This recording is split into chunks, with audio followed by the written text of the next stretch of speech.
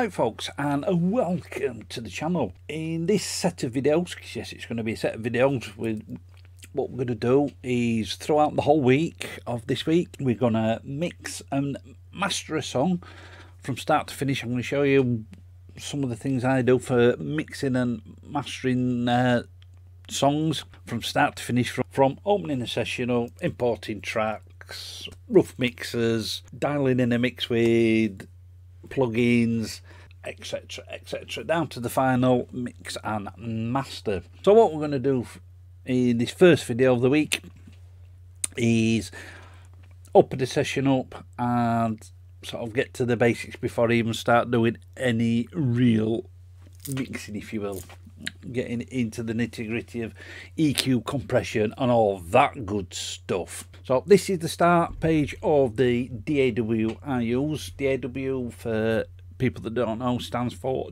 Digital Audio Workstation. So yep, this is Studio One. So we'll go to new song, and you can have a completely empty song, and these are all the templates that I've made up so far, all your interfaces, and you can set it up per different styles. But I'm going to go for a user one, and since we're using stock plugins, I've got one here, mix template 3 with some stock plugins. Now the track we're going to use is actually one of Glenn Fricker's tracks from his Savage Grooves library. So I'm just going to pick a random one. Let's have a look. This one here, Punk Metal, 135 beats per minute. So what we'll do, we'll call it Punk Metal.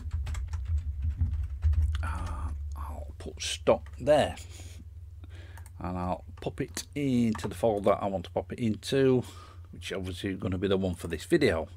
And the BPM on that song, I'll set the BPM now, is 135.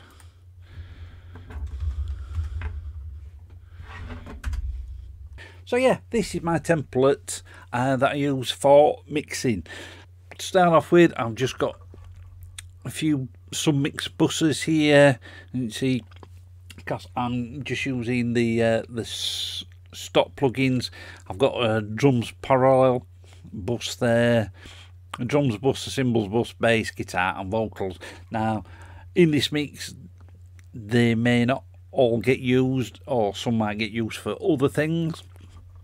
And these channels in green are my effects channels. So this is where, so these are effects for extra distortion on, say, drums reverbs, guitar leads and delays for any vocals. And then these buses here, these are the, what I call the stem buses. And basically what these are the main buses, main faders, master faders, whatever you want to call them, for the each individual instrument section before it goes into the main fader. And there's my main fader there. Right, so let's go into the folder itself to import these tracks in. And as you can see, we've got wave files and we've got these repeats. And Glenn uses Reaper, so what he does is he gives you the normal wave files and he gives you the Reaper files as well. So if you've got the plugins that he's got, he can show you the settings. But obviously I'm using Studio One, so I'm just going to use the wave files. So I'll highlight all of these. That's it. So as you can see, I've got them all highlighted, so we'll bob them in there. So as you can see, all the tracks have gone to the right hand side of the buses. I like to have them over the left, so all I do is just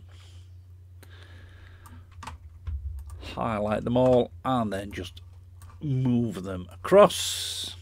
And the next thing I do is I like to colour coordinate everything, so I know what I'm working on at any particular point in time. There are all my drums, and drums I like to have in blue. Now the way that Glenn has his order is slightly different to mine, so I am going to change that, because after drums I like to, oops, that's a bass as well, I like to have a bass, put them in there. So we've got drums, bass, guitars. So that's all my bass tracks. Bass I like to have in purple, and all the guitars I pop in red. So it doesn't matter what view I've got it in, whether I've got the track view like that or whether I'm in the mix window, I know what I'm working on. And that's a good tip for anybody. Try and colour coordinate each separate part. And then what I will do after that is I'll put a loop on there. So yeah, what I like to do before I start doing any panning, any routing or anything, I've got a limiter set on there. You see we've got the ceiling set to -3, so we're not going to get any clipping or any peaking, although it will be quite loud because we've not touched any faders or done any rough mixing. I like to have a listen to it 2 or 3 times just to give myself an idea of where I want to go. So we'll have a quick listen to this track, untouched. See, none of the plugins switched on in the sub mix buses, and if there were, they didn't matter because I've got everything going through the main fader at the moment.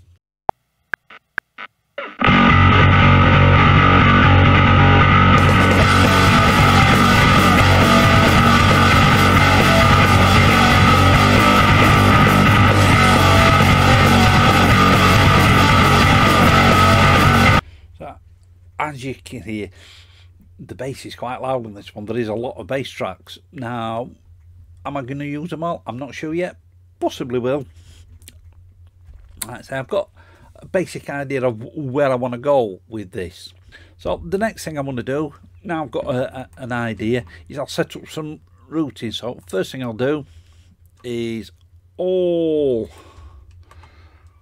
the shells I'll send to my drums submix, and for the time being I will send all the cymbals to a cymbal submix. That may change, and I'm going to send the room mics directly to the drums stems bus, and all the bass tracks I am going to send them to the bass submix. And then for the time being, I'm just going to send the main rhythm guitars to the guitar submix. So now I've got that routine in place, you'll be able to see these meters have some action on them, and you'll be able to see that the bass is clipping quite a lot.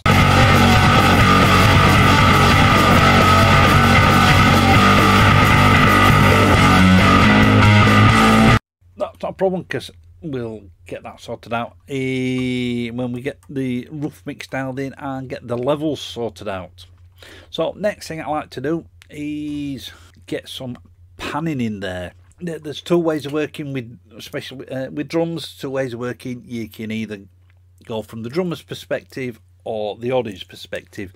So have a look at let's have a listen to the overheads in solo, and it should give us an idea.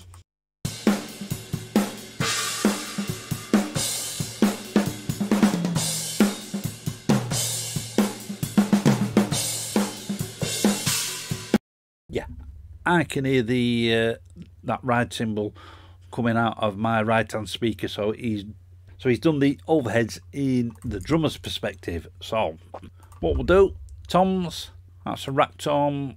We'll leave the middle rack tom is down the centre, and then we'll pan the floor tom. Not 100% left, but yeah, about 85–90%. Sorry, to the right. I'm a big fan of the LCR, the left, centre, right panning. And hats 100% left, right 100% right. If you were doing it from the audience perspective, you'd have those the other way around, the cymbals and the toms. Snares, kicks, and the overheads and room mics I leave down the centre. Bass I like to leave down the centre. So guitars. So we've actually got we've got 6 rhythm tracks here. So it looks like he's reamped this track through either a couple of different amps, or he's used a few different mics. So these first 3 here, I am going to pan at the minute I'm going to pan them 100% left, and then these 3 I'm going to pan those 100% right. And the lead guitars I'm just going to leave down the centre.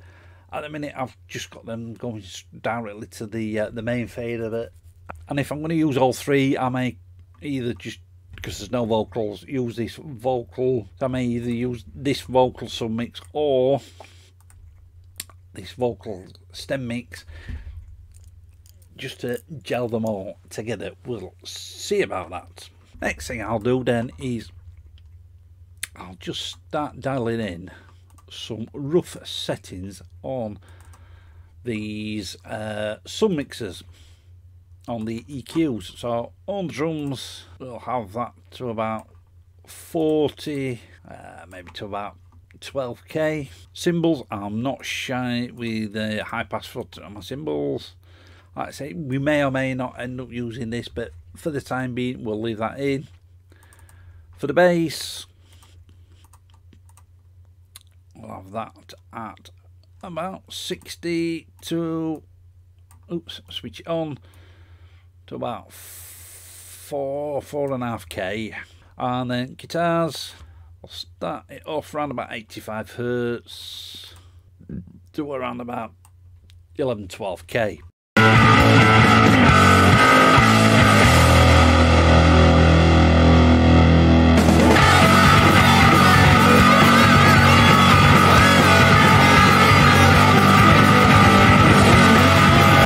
As you can see, now we've got that high and low pass filtering in there. It's not clipping as much. It's still clipping, but it's not clipping as much. So the next thing I like to do is get a rough mix tiled in. Now there's a couple of ways you can do this. You can either leave them where they are and then just start bringing them down a touch, or what I do, and there's no right or wrong way of doing this, is highlight them all and bring everything down to the bottom. And the first thing I start off with is my room track.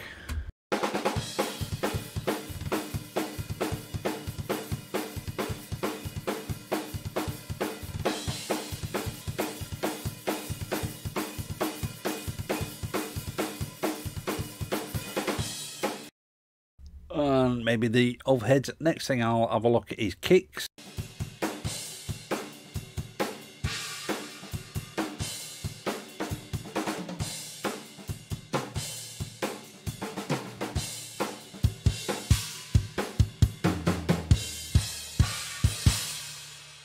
Snares,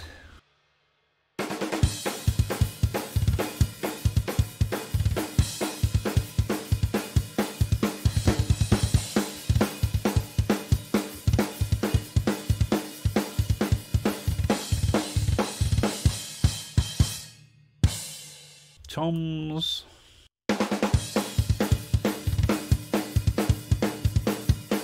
and then rides and hats. The direct mics, I have them quite low in the mix, so I tend to use the overheads for most of the cymbal sound, and these I just tend to have them as a backup. Sometimes I don't even use them at all.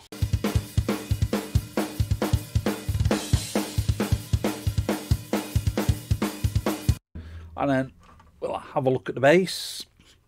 So on the bass we've got what he's calling a dull. We've got the bass mix, bass distortion, and a bass low. So we'll start bringing them up.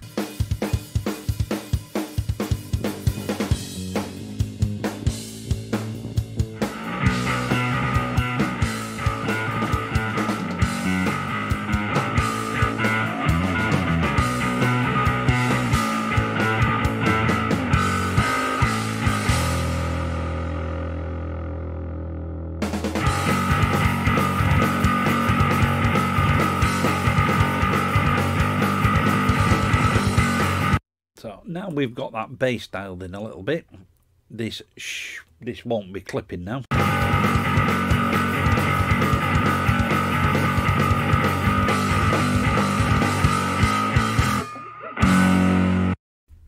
Now, at the moment the bass is a little bit louder than the drums, but we've not got this parallel compression setting yet, so we're not going to worry about that yet.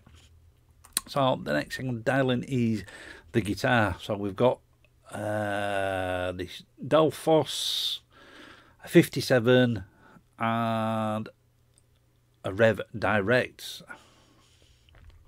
So let's bring these up. I'm going to just have a listen to these three in solo first of all, just to give myself an idea of which one I want going where.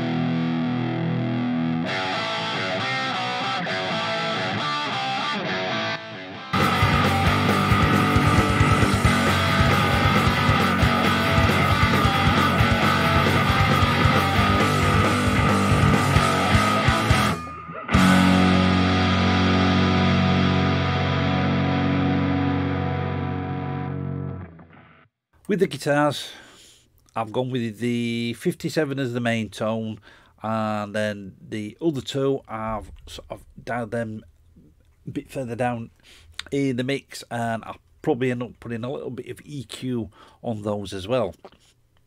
But we'll worry about that when we get to mixing of the guitars. So this is a bit of the rough mix as dialed in so far.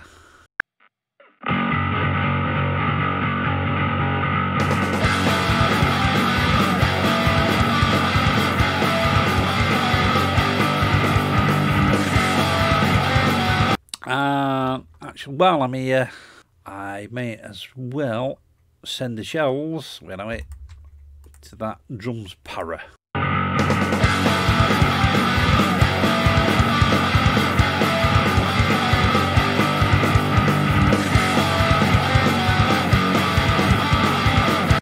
So as you can hear, it's just brought the level of the drums up a little bit. There's no, well, there is plugins on there, but they're not switched on at the minute. I'll deal with them when we get to dialing in the drums. That's how I start off a mix. In tomorrow's video, we're going to have a look at dialing in these drums. So that's all for this video. I will catch you on the next one.